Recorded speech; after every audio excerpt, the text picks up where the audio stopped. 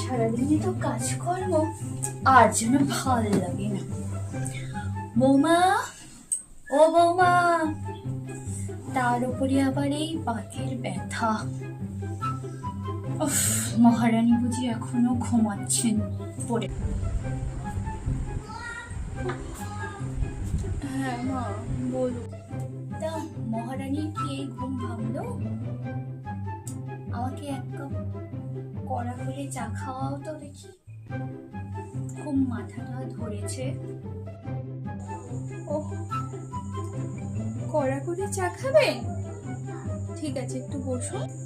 Few moments later. এই না, কড়া করে চা ধরুন। কি হলো আপনার? আপনি তো বললেন কড়া করে চা খাবেন, কি হলো?